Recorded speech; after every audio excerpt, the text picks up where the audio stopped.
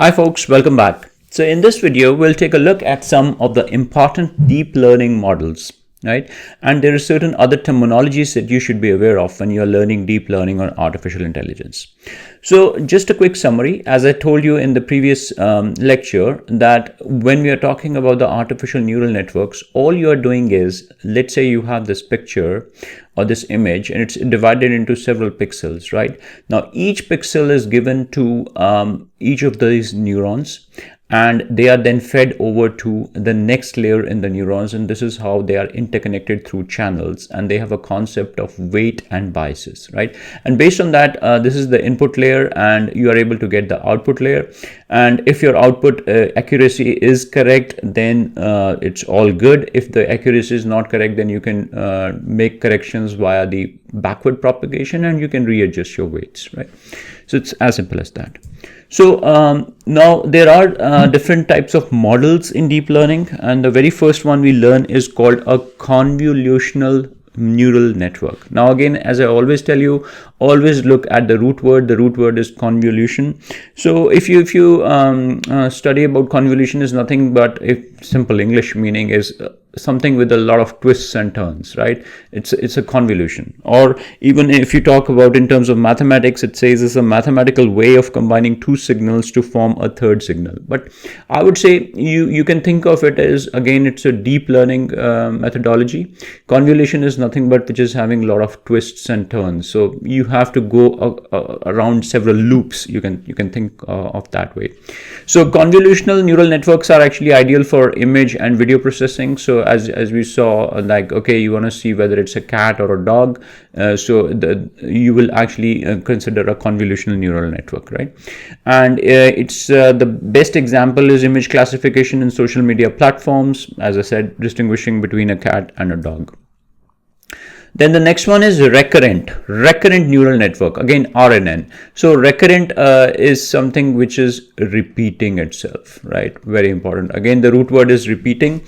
So if you see here that if the input, so here we are taking an example of how do you predict the tomorrow's stock price, right? So you give some input, and the input is based on yesterday's and today's stock price, right? So this is your input. Obviously, as we studied here, there's a concept of weights and biases. So these were kind of weights and these were biases. So same way, you are giving some weight and you have biases, and based on that you are getting the activation for this, right? Activation function you are getting. Now based on that you are actually getting your output. So the output is nothing but the predicted stock price for tomorrow, right? So this is what we call a recurrent neural network. So recurrent neural network is designed for sequential data such as time series or natural language as well.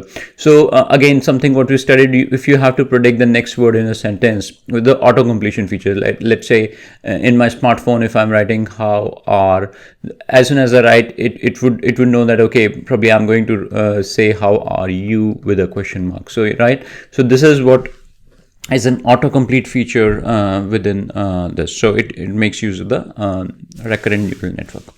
Then there is another type of RNN which is called LSTM, which is long short-term memory network, right? It is a type of RNN which is effective in learning from sequence with long-range dependencies, right? Best example is a Google Translate, right? So if I write something here in English, hello, how are you?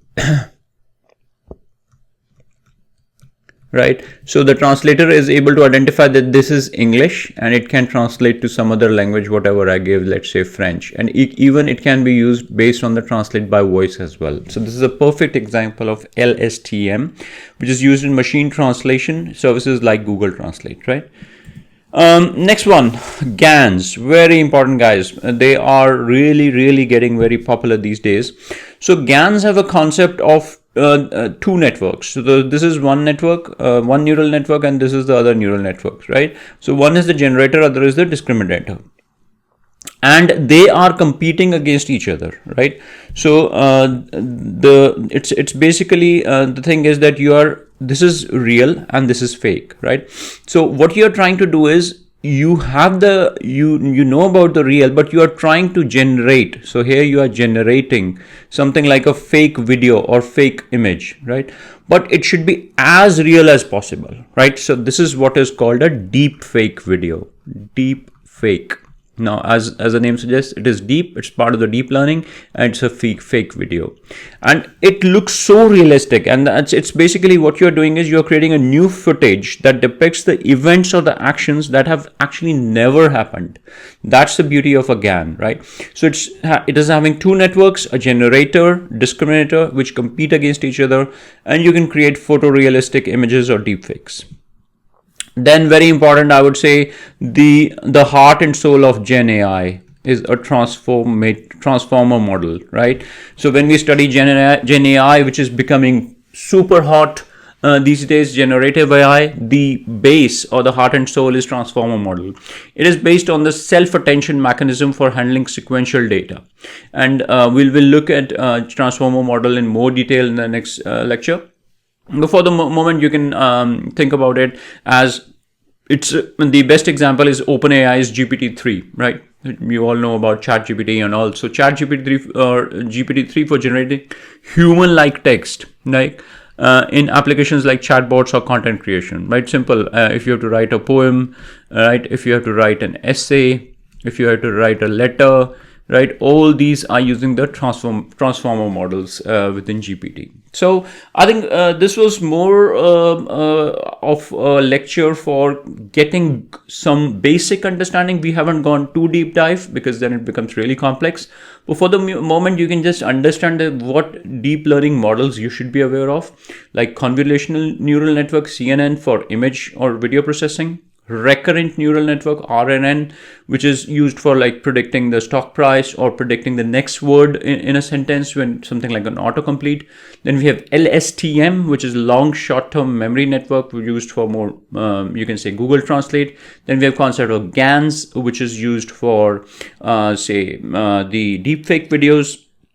And we have the transformer models, which is the base or heart and soul of the generative AI. So with this, we come to the end of the lecture. Thanks for watching.